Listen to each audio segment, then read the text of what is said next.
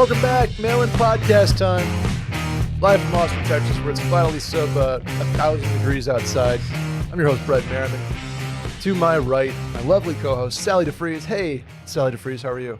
I'm great. I'm going to address two things right now. Okay. Number Shacket one, season, I'm by the wearing way. a shacket, Shouts. even though it's 90 degrees outside. But the reason is because it's cold in here. Okay. Number two is I got lip filler this morning and I'm very swollen. So the video of me is going to, everyone's going to be like, what the fuck's wrong with her face? It's because this swelling has to go down, people. A little Okay. filler rocking. That's like not technically Botox, right? That's It's a different injectable. different injectable. But I'm just going to be honest with people. Your girl gets Botox and filler. Okay. There's nothing wrong with that. But I'm very do it. swollen. I'm already getting a bruise, I can tell. But Does it hurt? it doesn't hurt, but like I can't. It's really hard to like If you take a sip of water, it'll just like because it's not like settled yet. In a few days, they'll just be like back to normal. There you go. Well, we'll update. Will gave me log. a look like. The last time I did this, he called me DuckTales for like 3 weeks.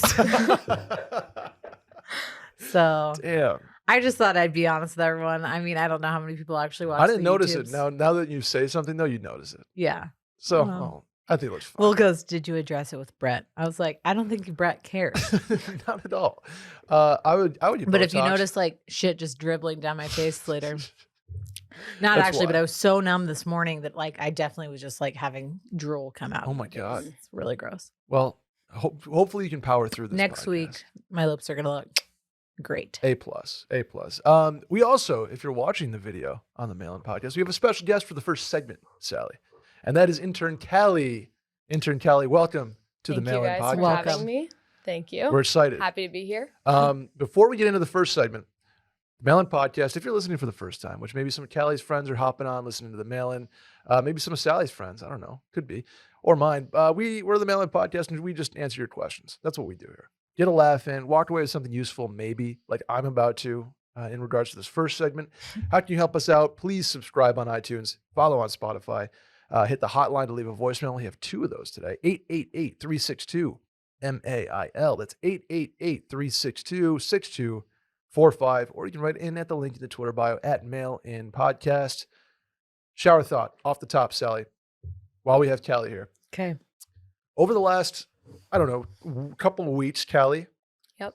You've been involved in what's known as recruitment, right? I have. At the University of Texas. That's Yep, a sorority-based event in which you recruit new members. Am I correct? Right.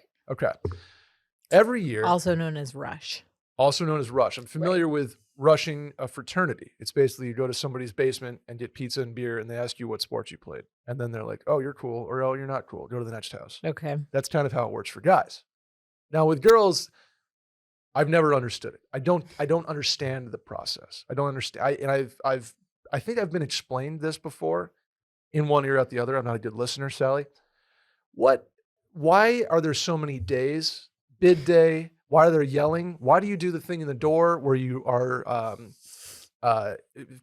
doing a pyramid, a human pyramid, and clapping? That's good. It's actually called the pyramid. The wall. So that's great. Right. Yeah. It's a pyramid. It's a pyramid scheme. I don't understand. Take me through the events of a recruitment. Okay. I feel like I'm going to try and explain it as like easy as I can because I feel like a lot of people like don't understand it even though they're like on the other side of it too. Mm-hmm. So there's work week, which is like a week leading up to recruitment week. So like you're not even meeting the girls yet. You're just like in your sorority house preparing to meet them basically. So that's when you're like practicing that door stack and the pyramid. Door stack. Yeah, the door stack. We called it the stack, I think. Yeah. And then now. you're practicing all the rounds that you're doing in person and everything. And then you're talking about the girls that are going through recruitment. So that's all work week. Is a round one of the like, hey, we are 80, whatever. We are doing the Omega signs. Okay. So like there's different rounds. There's open house, then philanthropy, then sisterhood, then preference, and then bid day. So I need the break. I need the cliff notes. Sisterhood used to be skit night. Is that still the same thing? It's no, we don't do that. But it's like your girl 10 years ago. Yeah. This is why So basically UT this year, like in the previous years, they've done open house online. So where the sororities will film a video and send it to the PNMs is what we call them, potential new members. Got it. Okay. And the PNMs will then upload a video of themselves, like answering questions that Panhellenic gave them. And then the sororities can watch those instead of actually meeting them Who's on open house. Panhellenic? Panhellenic. It's like oversees all of the sororities. Panhellenic. Okay. Yeah. Panhellenic. So sorry. basically, got it. After open house, then you move into philanthropy. And that's when you actually meet the girls and they actually come to your house. At that point, do they know they want to be with you guys? Or do you know you want, like, is it like a draft pick thing? Or like, we want Emily. Yeah, it She's depends. a badass. It's kind of both ways. Like they preference sororities and then the sororities preference people. So they match it up. Are they still yelling at this point? Philanthropy is when you do like the door stacks. So philanthropy round is like the door stacks for every house at UT. And you raise money. No. No, that's when you're just like showcase about what philanthropy your sorority is paired with. Got it. Yeah, you're talking about like your philanthropies and you're asking them what they're involved in. But like really like no one really likes to talk about that because it's kind of boring. So you're really just like getting to know the girls. Okay. So it's sort of your version of Rush. Did they stop doing open house in person because of the pandemic? Yes. Okay. That's when they initially stopped doing it, but I think it's honestly just like easier not to bring it back on like everyone involved. Yeah. So I think that's why they kept it used to online. be you had to go to every house. As a PNM. Yes, but you also as a sorority member are hosting like I think it was depending on how many people are rushing like 14 to 15 parties. Yes. It's long. Wow. And you're like I will never forget my first open house. I was a Kaya. And I was a sitting sister, which meant my sister was the rush. She was the rush captain, which was also a beast in itself. And it was my last house. Kaya was my last house. And I was standing in front of the Kaya house. It's like 1,000 degrees outside.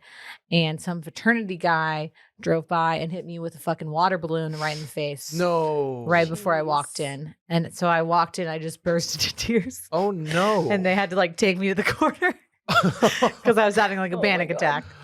Oh my God. Yeah. Is that like an initiation thing from fraternity No, but guy? that was, at least it was years and years ago when I was in college.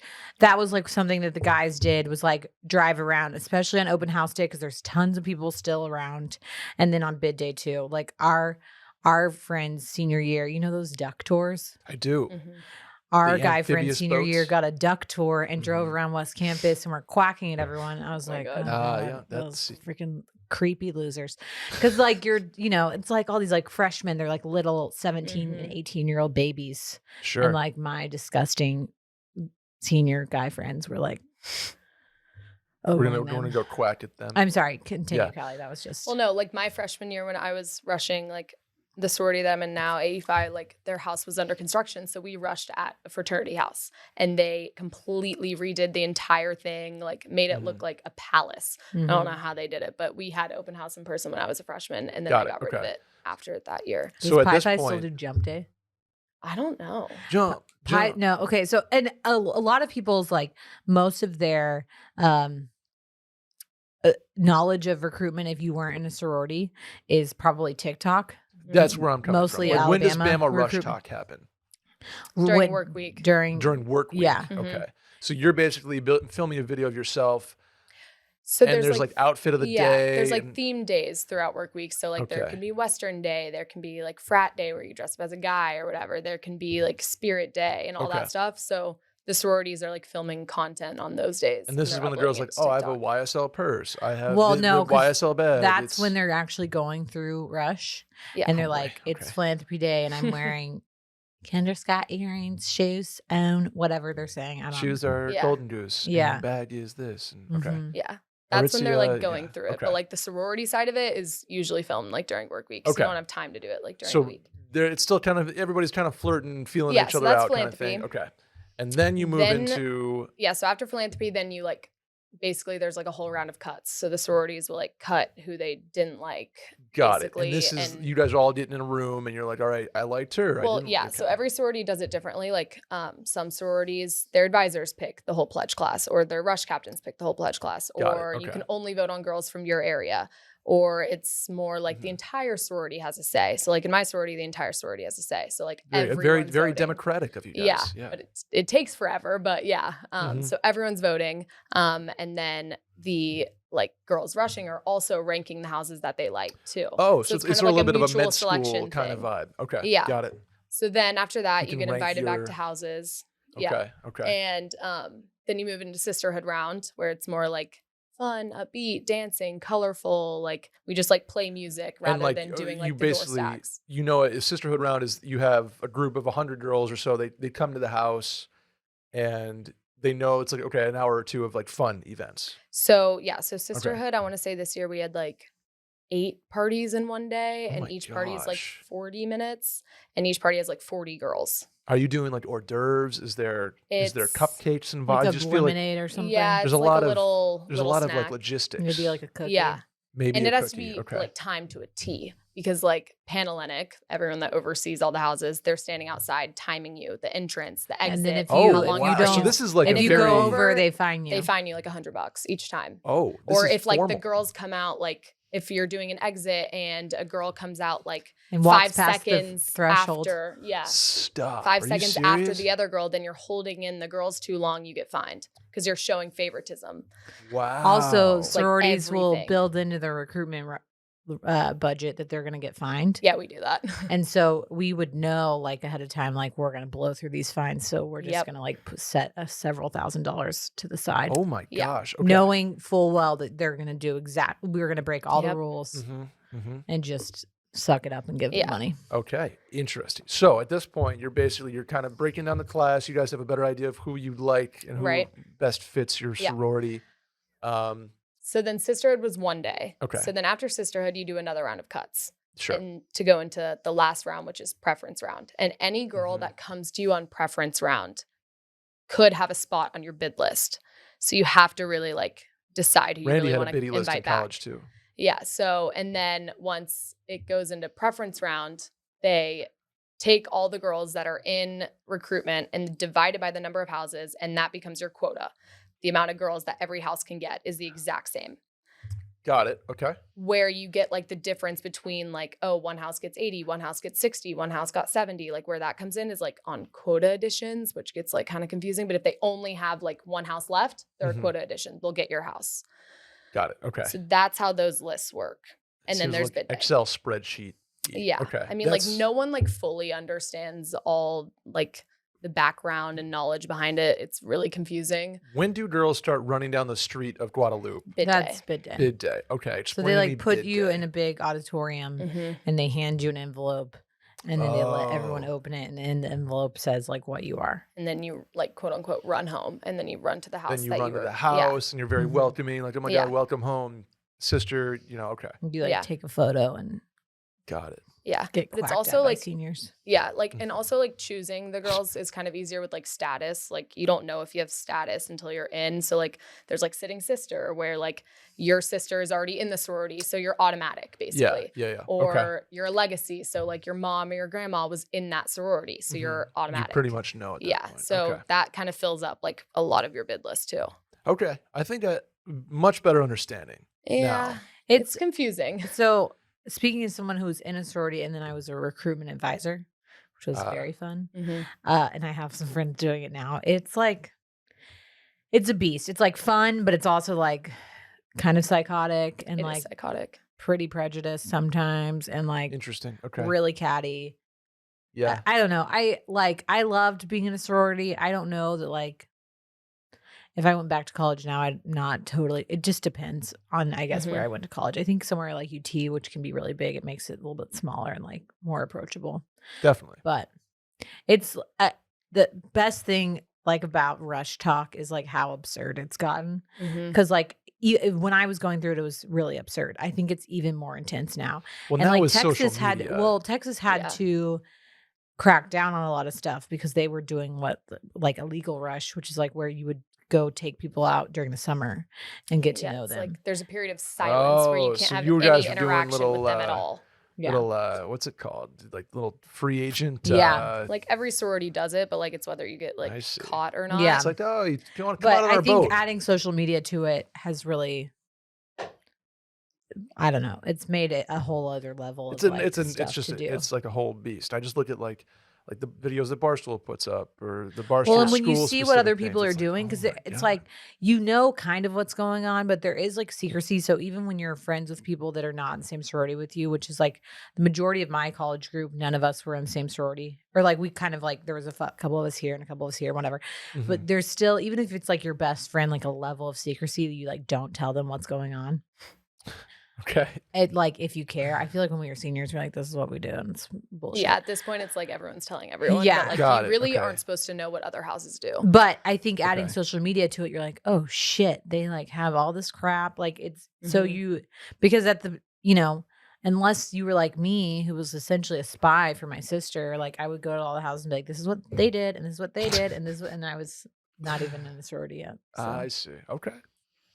that's That's- Rush Yeah. Talk with That's Callie. Rush Talk. Yeah. Are you aware, Sally, of this show that is like, is it Netflix-ish? They're I gonna- don't what, know for what Bama? it's gonna be on. Yeah, where they're like miking up the girls that are going through Rush, and they're going into every house, basically pretending to like rush the sororities. That is wild. I feel like Pam Hellenic would not be a huge fan of that. I think that's gonna be tough It's gonna be for like a lot of people involved. Probably Oh, it's okay. not Yeah. gonna be a good look.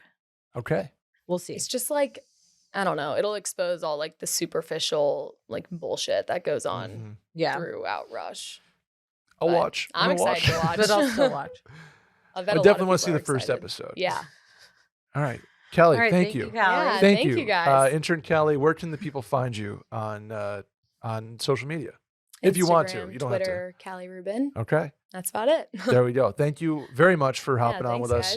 guys. If you are in a sorority right now, I'm not. Sally's not. Kelly is. Maybe you guys have some athletic greens at the house. I don't know. Athletic greens has been a part of my routine for the last 2 months now, Sally. Mm-hmm. It's been the first thing I do when I wake up in the morning.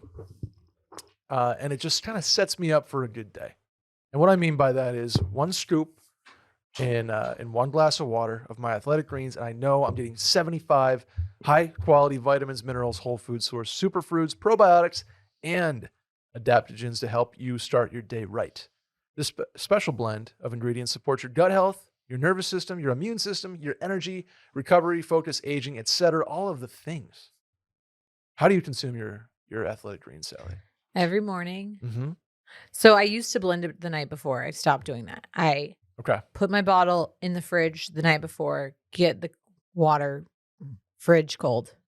The water fridge. Yeah, because I like coming out of the filter of my fridge is not as cold as if it was just sitting in the refrigerator. Sure. Get what I'm saying? So I fill up the bottle, put it in the fridge, then in the morning, take it out, put the scoop in, Mhm. mix it up then. I see.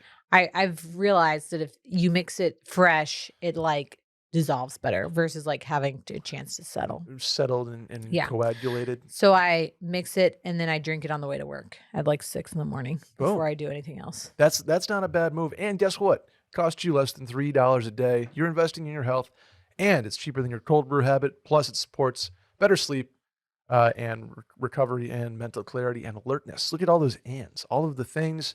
Like I said before, right now it's time to reclaim your health and arm your immune system with convenient daily nutrition. It's just one scoop in a cup of water every day. That's it. No need for a million different pills and supplements to look out for your health. To make it easy, Athletic Greens is going to give you a free 1-year supply of immune supporting vitamin D and 5 free travel packs with your first purchase. All you have to do is visit athleticgreens.com/mailin. Again, that is athleticgreens.com/mailin to take ownership over your health and pick up the ultimate daily nutritional insurance. Ready for an update, Sally? Let's do it. Hey, Brett and Sally. I'm back for what I hope is my final update. It's the guy who traveled out to Nova Scotia from British Columbia for the summer and met a girl. Shouts to our Canadian backers. Yeah. I last left wondering how to spend my time with her before I left, which you guys answered, and love the advice. We ended up chatting last week, and I guess she's been reading a lot of those romance novels that Sally's had her nose in because she wants to do long distance. Who was right? I was Me. hesitant when she brought it up. I genuinely never saw long distance as an option. but she told me that she's been wanting to move out to BC when she's finished her degree, even before she met me. I warmed up to the idea as soon after, and I'm happy we're doing long distance. Now, I still have my doubts about it lasting. The time change sucks. I have an insane course load, and if she moves to BC next summer after her degree, we'll have spent more than double the time apart as we have together. She is worth trying to make it work, though. So, is there anything I can do to better connect over long distance and make this experience better? Look at these two, Sally. Just two Did I lovers call who it or weren't did I call two it? lovers who weren't meant to fall in love. Okay. Star-crossed country lovers. How about First that of one, all, Randy? long distance. I think the key to long distance Okay. is having a timeline for it to end. So you In have the near term and long term, in my opinion. yes, but I think it's important to know, like, I think when you do long distance and it's an indefinite or like question as to like when you will end up in the same city, that is a recipe for the relationship ending. Okay. Because you're leaving too much open ended. I think the key for success, if you want it to work out, is knowing like, okay, we have to put in a year and then we're going to be together. It sounds like maybe in 9 months when she finishes her degree or whatever. So that's how it was for Will and I. Like we knew, granted, we were like 3 hours driving, not, a 6-hour flight or whatever it is. Yep. But like, okay, this is when it's done. Yeah, you kind of have the timeline built out. Right. And then, like you said, in the near term, like, okay, when's the next time I'm seeing this person? Yeah, and I think that's more of a key for me is having like, okay, in a month or at Thanksgiving or Christmas, like we have a plan, like a concrete plan. Because even long term, you can have something sort of not like concrete. You can have an idea of something, which I think makes sense, but it doesn't have to be concrete. But short term concrete, I'm going to see you in a month or a month and a half or at Thanksgiving. Like we are going to make an effort to either go from BC to Nova Scotia or vice versa and have something concrete in the near term that you can look forward to. Yeah. Because I think looking forward to something that's not open-ended is a very important part in the near term of long-distance relationships. LDRs, as they're calling these days. What? Sorry. Okay, my other thing is I haven't done a long-distance relationship that has had a significant time change. That is so I think total that's wrench in this. really Yeah. the biggest hurdle here. And I believe it's not like only just 4 3 hours? hours, it's 4 hours. You get that Atlantic time zone out there in Nova Scotia. Yeah. So it's 1 hour before even Eastern time. Yeah. So the biggest thing you're going to have to do is kind of, especially like with your course load and everything like that, kind of figure out what the best time to like contact each other during the day is. Yeah, absolutely. I think sort of a standard routine is going to be something that helps out a ton because, you're lucky because long distance relationships, technology wise, are easier to handle than ever with FaceTime, and phone calls are very clear, and texting and pictures and whatever, like that stuff is next level compared to what it was even 10, 20 years ago. Yeah. But with the course load and that's something, okay, like I need to establish that we can talk a little bit in the morning, we can talk a little bit at night and kind of figure out where it works time-wise for you guys and sleeping schedules and breakfast and all that kind of, like Sally and Will used to talk at 7 in the morning. Like that was their window. So the other thing is too, I think, and like there'll be some growing pains as you're doing it, but I think it's important to kind of set the ground rules of like what you're expecting communication wise from each other. Like Will and I were the type where we like would contact each other all day, like texting and stuff like that. And there's people that do it a little differently too, but then there also fine. are people who are like, I'm going to be slammed. Okay. We're just going to like go radio silent for like a week and then we'll see each other. I am not that person. I need like the constant communication. Sure. But if that's what works for you, like live your lives totally separately and then come together, then like maybe that's what you need to do. And the easiest way to do that is by communicating initially and saying, hey, what's comfortable for you? And they can change. It doesn't have to be set in stone for a year. But just say, hey, I think, some communication throughout the day. I'm not going to be expecting a text every 10 minutes or whatever it is. Um, is kind of a good way to approach that. And then I had one last point here. Oh, trust is a That was my next one. major, major key. And until she or he does something to break that trust, just trust them. And that's a PSA to all relationships. Like, just trust is so important and can alleviate so many nights of anxiety or like worrying and just trust people. Especially if you're with them and you like them enough to be in a relationship, a long distance one, trust them. Yeah. I think if you are like a jealous person or you have a hard time trusting people, maybe a long distance relationship is not for you. Very true. I personally, when I was long distance, like never worried about Will. Yeah, same. And it wasn't like, oh, like he doesn't have girls coming after him or whatever, but I was just like, that was never a thought in my head. And I think that that's just how our relationship has been. Like, we've never been like jealous about exes or anything like that. I'm not saying that that's right or wrong. I'm just saying we have friends who have not been long distance and like live together and are like insanely jealous about stuff. So that's probably like different bridge you need to cross before any relationship. But I definitely don't think that if you're the type of person who's going to like care about her like talking to guys that are friends or like being, in the same city as her ex-boyfriend or whatever, like you got to let go of that stuff. Very much agree. The great thing about long distance relationships, it's like, I think when you are in one and then you then come together and you're in the same city, is like when you're a long distance relationship, like everything is almost like a little mini vacation because you see each other.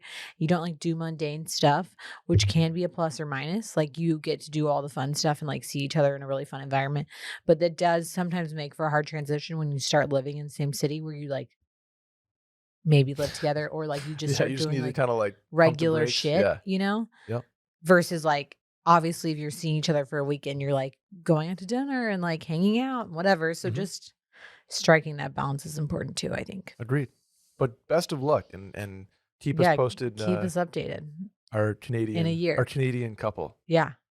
Nurtured by with the help of the Mail-In podcast. No, we didn't do anything. It's all you guys. But we're rooting for them. We are rooting for them. Next one, Sally. Hey, Brett and Sally.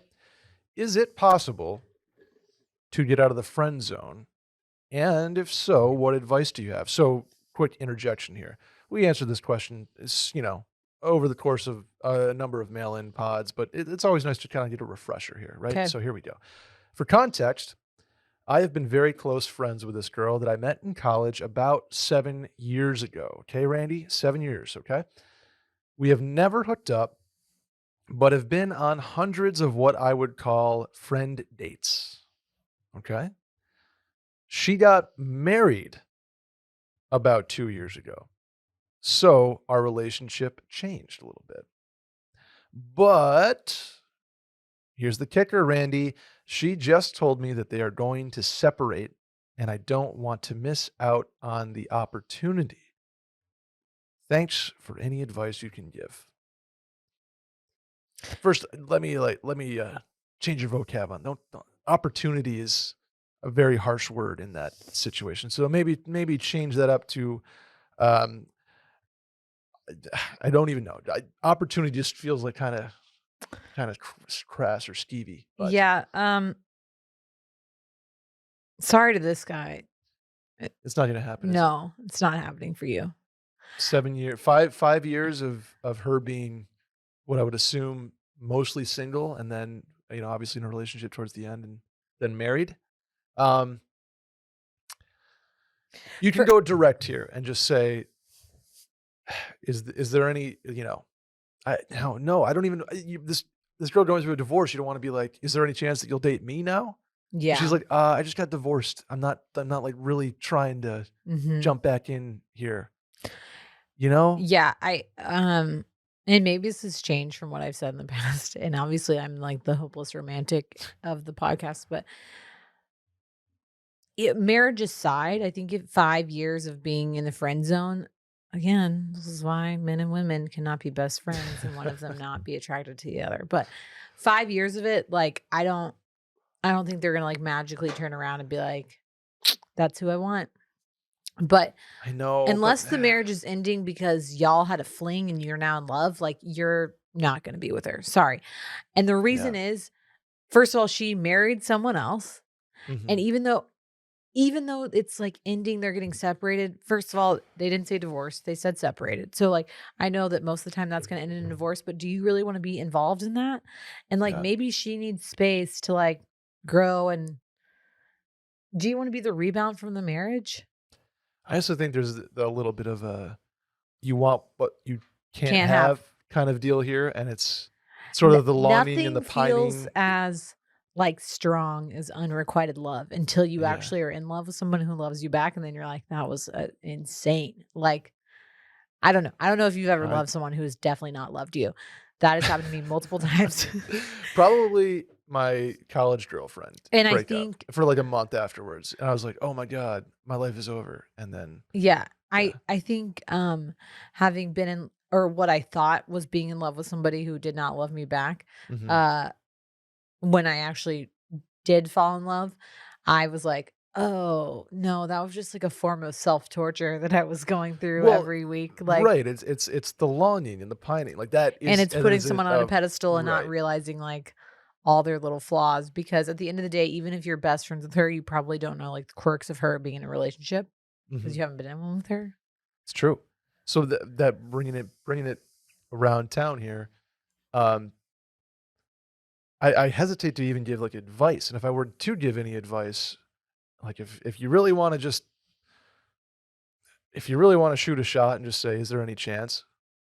Like, it is would At I the end of the hesitate day, to even you say have to that. decide, is it worth me losing my friendship with her?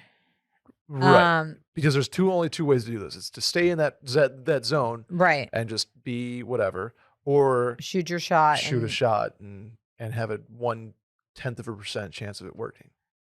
I mean, I don't think it's that low of Okay, a working, but 1% chance. like the other thing is, if she's already put you in the friend zone, the marriage thing is really throwing me too. Cause I think if she's already put Yeah. you in the friend zone, her friendship or her marriage is ending, like she probably is going to lean on you more as a friend.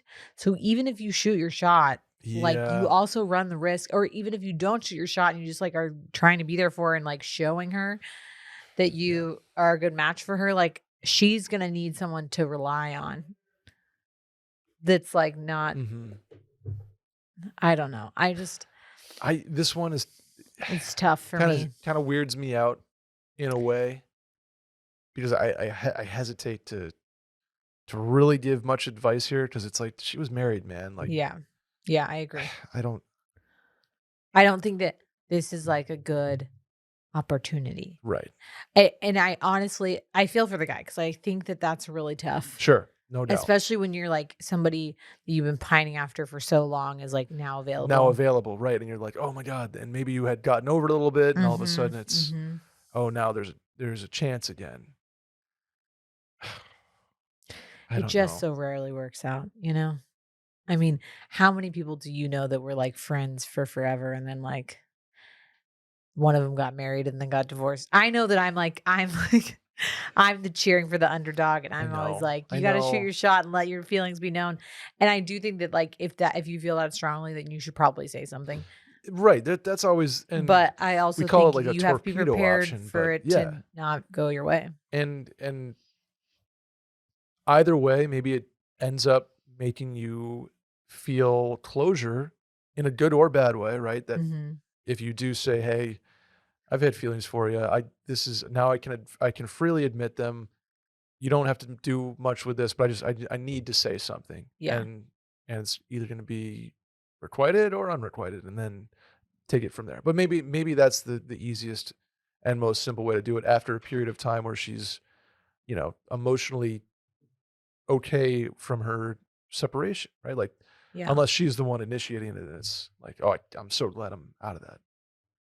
But if it doesn't go your way, and maybe you need to talk to somebody, then BetterHelp could be a solution for you, my man. Yeah. This is a word from our sponsor, BetterHelp, on this episode of The Mail In. Life is full of twists and turns, and it's important to show up for yourself through it all. BetterHelp Online Therapy will assess your needs and can match you with your own licensed professional therapist in less than 48 hours. I am a BetterHelp helpee at this point, as I have gone through a lot the last year through my parents and other things in life and twists and turns, like they said. And now I am on board with BetterHelp, and I can say it has helped. It is extremely easy. And I've always sort of had a stigma about therapy that it's too expensive, it's too inconvenient. I don't know what I'm going to get out of it. And all three of those questions were answered literally in the first day I was on the platform. Nice. In a good way. I mean, it's not a crisis line. It's not self-help. It's professional therapy done securely online and available to people worldwide. You can log into your account anytime and send a message to your therapist. You can schedule weekly video or phone sessions, so you don't have to be on camera if you don't want to. And getting therapy every week is as easy as a few clicks on your laptop or phone. With therapy, it can also take a few tries to find the right fit for you. And BetterHelp makes it easy and free to change therapists if needed. It's more affordable than traditional offline therapy, and financial aid is available. BetterHelp is a great way to invest in yourself. Visit their website and read their testimonials that are posted daily. And in fact, Sally, so many people have been using BetterHelp that they're recruiting additional therapists in all 50 states. That's awesome. How about that? Yeah. Take care of your mentals out there, guys. And they have a special offer for our listeners, Sally. Get 10% off your first month at betterhelp.com/mailin. That's 10% off your first month of online therapy at BetterHelp, betterhelp.com/mailin. How about a voicemail? Hey, Brett and Sally and possible others. I am in need of some help, which I'm quite embarrassed for because at the ripe age of 26, I have my first back injury from working out, and I have no idea what to do to make it feel better. And to be honest, I'm a little embarrassed that it even happened because, like I said, I'm 26, in pretty good shape. And yeah, I didn't know if you guys had any recommendations for lower back pain. I tweaked it while I was rowing on the rower machine. I've just been stretching it, doing a lot of like hip stretches, but yeah, any tips would be helpful because this sucks. Thanks. I love this question, Sally. I love talking about adult injuries that just are a result of like living, because there's something that happens around 25, 26. Yeah, you start getting hurt. You start getting hurt. Just doing things. You start like just taking like 2 ibuprofen, like just prophylactically, so that like maybe you don't feel like shit later. Exactly. There are tweaks. For me, it's my upper back. My lower back, knock on wood, has been rock solid. Probably from my years of hockey and like core stuff. Now my upper back is a debacle. I have a knot perpetually here, and then it goes over here, and then it goes back to here. And I literally have my massage therapist, Calli, she walks on my back. Yeah. And it's the only relief that I've ever had that's like, okay. Now, I'm intrigued by chiropractors. I want to go get adjusted. You have a look like you're my mom being like, Brett Ryan, no, you shouldn't. Are you about to diss chiropractors? No. Okay. No offense to any chiropractors out there. No. Okay, here we go. Is it dangerous? Fully believe in holistic medicine, so that like I don't think that everyone should like be running to medication to fix everything, or like God forbid, do not let someone talk you into freaking back surgery. Okay. Oh, like God. obviously people need it, but there are like lifestyle changes you should make before you just like bam have some back surgery. That can cause some major issues. I do them a lot. The surgeons I work with are good, but a lot of the reason that people need back surgery is because they're overweight. Okay. They don't stretch. They don't take care of their bodies. So like Let's start like fixing things at the source. Okay. Um, Get it, Randy? The source. but I also think I I am not a big chiropractor gal. Okay. I know that there are people out there who like love their Swear by chiropractor. them. Maybe there are some chiropractors listening to the podcast who are going to be pissed at me. We will have one on, and we can have We can have mail-in court. I have always been battling like random adulthood injuries. Mostly I have like numbness in my fingers from having like I have really tight scalene muscles, which are like your neck muscles that can cause pinched nerves that like cause like dull and like numbness and stuff like that. Interesting. Okay.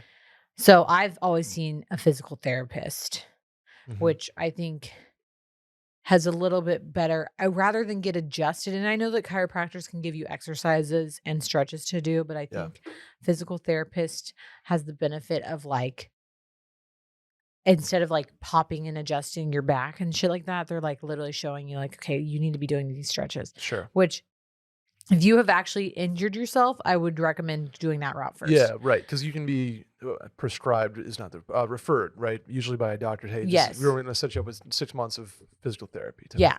So a physical therapist is going to give you exercises to like make whatever it is stronger, but also like stretching. One of my professors said this to me one time in grad school that has like always stuck with me and should stick with me more because I don't stretch enough, but everyone should be stretching like at least 10 every minutes day. a day. At the very least. She said, she was like, if people could see the benefit of stretching to their muscles, they would do it all the time, but people don't because you can't look at your muscle. So it's not like a quick fix, and it's only going to be preventative. Like you have to be, what I notice, like when I get really bad neck pain and then pain that's in my arms, stretching like isn't really, it's going to help, but I should have been stretching for the weeks leading up to it. Sure. Yep. So that's what like flares shit up for me. But as an adult, see a physical therapist, get referred by your doctor. If you have an acute injury, probably the biggest issue is inflammation. So taking ibuprofen helps. That's an anti-inflammatory, but you have to take a certain amount for it to even make a dent. And I'm talking like 800 milligrams, which is 4 tabs. Oh boy. Okay. But then you run the risk of, when you do that, hurting your kidneys or getting a stomach ulcer. So this is why you should probably be under the care of a doctor, because you don't want to like tee off and take 4 ibuprofen every 4 hours for a week, because you'll literally start bleeding from your stomach and then die. So don't do that, people. But also sometimes taking an anti-inflammatory dose of ibuprofen for like 24 hours, like 4 tabs every 6 hours. Like as needed kind of deal. Right. Is like going to help at least get the inflammation down, or getting on a steroid pack for like a few days to taper off. Because what you're really fighting is like all the inflammatory markers that are happening. So anything that you can do to help get the inflammation down. Obviously heat helps like relax the muscles, but sometimes icing helps too, because again, inflammation. Yeah. I think in terms of like adult injuries, that stuff you work out, stretching is huge, one, and consistency is another big key. But then also knowing your body. So like, yeah, I think the biggest issue is people knowing that they hurt themselves last time doing something, not giving themselves enough time to recover, and then going out and doing the same thing. Sure. Here's a great example. I know that like my neck injury and like all of the tension that I carry in my back, like upper back and neck, is from like years and years ago tumbling in gymnastics and cheerleading. Sure. But every time that I'm out, especially like with girls on a bachelorette party or something, I whip my hair around and then I hurt my neck. And then I can't turn my head or like move my arms for days because I've injured my neck. Yeah. And you know what I do? Every time I'm like, this really hurts. So much so that one time I had to go get an MRI because I like couldn't move. But do I do it again and again? Yeah, I do. Okay. I do. Like 2 weeks ago I did it and I was like, this is going to be so painful tomorrow morning. Oh, so stop doing the shit that you did when you hurt yourself the time before. Okay. Learn from your mistakes. We're adults. Can't just keep making the same mistakes over and over again. Last thing on this one, I will say, if you have the means to, I really recommend massages. Yeah. Like not like spa hot stone ones; those are great. Yeah. But like legit, whether they're called sports massages or performance massages, like where they actually get in and fucking beat you up in a way. Yeah. Those I always feel night and day, better afterwards. I always sleep really well, and your muscles are getting that kind of like I don't even know what to call it, but they're getting worked on in a way that your body responds and recovers after Mhm. that. They're basically breaking your muscles down in order to have them recover and be stronger and be more fit afterwards. So if you can, I would recommend massages, and you can get a nice comfy one if you want to. Right, Randy? Tickle massage. A tickle massage? Where we call it the tickle scratchies, where you just, Oh, you know, it's like ASMR triggers kind of yeah, thing. you just Yeah. like glide your hands over somebody. Oh, that's fun. I low key would probably pay somebody to do that for me for like an hour. Yeah. I You ever always do ask the Will to do it. the head thing with the Yeah, I'm like, oh my Will, give God. me tickle scratchies, like you just, Just like just light and you know what he touching. does? He gets one finger and he just same spot, just scratches the same 1 centimeter. I'm like, that That's doesn't just feel not good. that's just not I what you're want trying. like a light, feathery touch massage, Ah. okay, of just your fingers on my back, not one itch being scratched in the same centimeter of skin. Are you aware of his current itch that he has? Yes, His Brett. core itches, he says. He's itchy everywhere, and I don't know if he's having an allergic reaction or something. I kind of think it's mental, but he's in the other room, so I'm not going to talk shit about him. Okay. I apologize, Will, that we're talking about your itch. He does talk about it on Circling Back too, though. Okay. Literally every episode. Yeah, he's an itchy guy. Next one, Sally. Short and simple for you. Brett, drop a link to your financial Excel spreadsheet for a play-up. Now, I include this one because I was looking at my spreadsheet today. I budget everything. okay. That's good. I don't. I mean, it's not always followed, but it's on paper. Yeah. More to see where I'm going to like run out than putting things in buckets. Like I don't have $400 allocated to like entertainment per month. Yeah. I just can't do that. I won't follow it. Okay. But I do have buckets of like, okay, credit card, bills. It's mostly like an expense sheet. Okay. And where that leaves me next month versus the like how I'm trying to say it versus spend stuff. Right. So, but that being said, back to the question, I did make a version recently, as in like an hour and a half ago, that is meant for widespread consumption. Okay. And basically I made it so you plug in your salary, you plug in this, like you plug in a lot of things, and you'll be able to function how I function on mine, which is a lot of fun. And also is just terrifying when you're like, oh my God. Are you just plugging your own financial prowess right now? People, I've mentioned it before is the problem, and I have never followed up with people. Randy's shaking his head. Yes. Yeah, I guess plug it for the people in the link in the bio. No, it's not financial. It's not even prowess. Like it's not. I said I don't follow it. I'm just saying it's a good. It's a tracker. You want to budget like Brett budgets? No, if you want to track like I do, I will do it. But the point of this question was to say, do you budget or how do you budget as a young adult in life? I don't. I'm gonna be straight with you guys. As a 30. Am I 33? I'm a 33-year-old woman. Wow. I don't budget. It's a problem. I know mentally like how much. Yeah, you have the. But it's probably not where like as tight as it needs to be. Mhm. Should I be budgeting? Absolutely. I got really into like the points guy.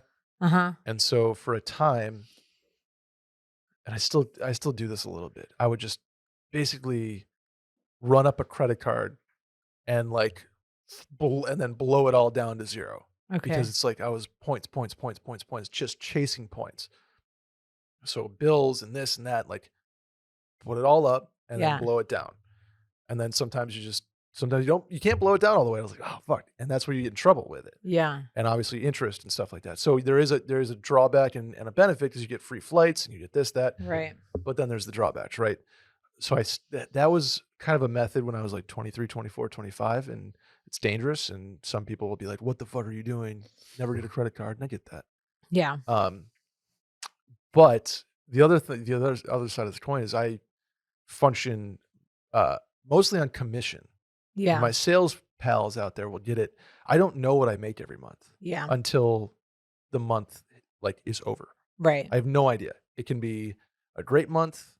It can be a bad month where I'm like, oh no, like, and it's, so I try to budget on average what I expect. Yeah. And sometimes it's like literally thousands of dollars off, and it's very hard. So that's why if you are out there, and the last part of this question is a cry for help. If you're a sales professional who makes commissions like their majority of their salary or compensation, whatever you want to call it. If you have tips or tricks, let me know, because there's the age old one is like, live on your salary and commission's kind of gravy. Mm-hmm. We're a startup. It doesn't, yeah, it doesn't really work like that here. But all that being said, I will, I'm going to link to the spreadsheet. I guess I'll tweet it out at some point, and it'll be download it and plug all your stuff in and kind of see what it's like. See what happens. Yeah, see what happens. You have to do some work on it. Like I put in some example, like Netflix, Hulu, like kind of subscription stuff, but there's a lot of just X's, and it's on you to go into your accounts and say, oh man, diapers. Yeah, exactly. So you can do it. Lip filler. But, and I even built in like a Robin Hood contribution or Charles Schwab contribution, and there's future value formulas based on performance. It's a shiny little toy that I think people can enjoy. I'm excited to try it. All right. While you're doing that, you could drink a Vizzy too if you want. I'm gonna need to. It sounds like, because I don't know why Randy's laughing at me. Like, what's wrong with building a spreadsheet? Producer Mike is now on. Randy, you have the floor. I now know how nerdy I sound when I talk about like anime and shit. Like, you're such a fucking nerd. I love spreadsheets. What if we made a spreadsheet that was like everyone in the, I don't know. Let's do like a bracket of the best flavors of Vizzy. A bracket of the best flavors of Vizzy. All of them against each other. And on we do it on a taste test, and then we put it in a spreadsheet. I'm just going to say it. There's like not any that I don't like. So that's going to be a tough bracket. Okay. For me. Seating would be tough then. Seating's tough. But because I go through moods. Like right now I'm in a big lemonade mood. You know what I'm saying? Lemonade's always good because lemonade's a vibe. Right? And so but then, is, sometimes so you just want like a peach mimosa. Absolutely. Absolutely. And right now I think peach mimosa is my current. It's your current go-to. My current go-to. Do you ever just like get really nostalgic and you're like, I'm going to do just like a blueberry pomegranate? Oh, just, absolutely. like, throw it back. Absolutely. Throw back to the summer of 2020. 2020 summer, yeah. When it was just, yeah. Yeah. I was just ripping OG Vizzy flavors. Yeah. And they were a new partner of ours. Now we're best buds. We're best pals with Vizzy and Molson Coors proper. And you could be too. If you go to your local grocer, perhaps, and pick up some Vizzy mimosas, maybe some Vizzy watermelons, maybe some Vizzy lemonades. You can't go wrong with Vizzy in the summer because it is a vibe, and tailgate season coming up, Sally. Yep. Great beverage to have at a tailgate, especially down south when you're like, ooh, football weather. Nope, it's going to still be 90 plus. So you got to get the refreshing, yeah. Perfect, refreshing beverage to have while you're getting ready to watch your team play football. Yeah. I don't think you can say schools on here or mascots even. Okay. Go team. Go team. Go state, right? Or naturally, don't go state. I'm an Ole Miss guy. Oh, I said Ole Miss. Fuck. Shoot. Sorry, Vizzy. Go to VizzyHardSeltzer.com/washed to find Vizzy near you. That's VizzyHardSeltzer.com/washed. And to hear first about the latest flavor drops and more, sign up at VizzyHardSeltzer.com/subscribe. You must be 21 plus. please, please, please celebrate responsibly from our friends over at Molson Coors Beverage Company, Milwaukee, Wisconsin. Sally, do you have any shower thoughts? I had one, and I even was like, you cannot forget this. I did not write it down, and then I forgot it. So Did not write it down and you forgot it. damn it. That's okay. That's okay. We can do one more voicemail. You want to knock it out quick? Let's do that. Let's do that instead of the shower thought that I forgot about. Okay. Brett and Sally. Point of contention with my wife. We got married just after COVID started. She actually got to go on her bachelorette party the weekend before everything kind of shut down. My bachelor party never happened due to COVID. I had a couple guys come to our house at the time and hang out. Am I allowed to bring it up that I never really got a bachelor party and want to do something with the guys? Thanks. Bye. Bachelor party years post-marriage, Sally. If this wasn't a voicemail, I would just assume this was Will. It's like we got married 2 years ago. He's still trying to have a bachelor party 2.5 years ago. I think that's absolutely fine. Yeah. I mean, at this point, I totally think it's fine to have one afterwards. I think it's like at this point, if I was going to have a bachelorette party, I'm like, I really would rather make it a girls' trip because all of the girls that I would invite on my bachelorette party would be girls who are friends with each other. I think that's the one caveat of if it's really specifically about you, then your friends are going to be kind of a mixed bag of people. Yep.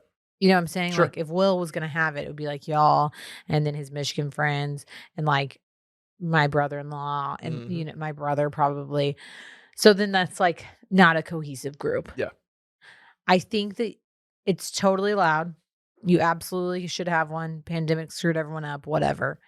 But I think that it might be more fun to just have a boys' weekend and brand it as your bachelor party to your wife so that you don't have to get shit about anything, but then you just only invite your core group. Okay. I think that's a fair. more fun way to go about it.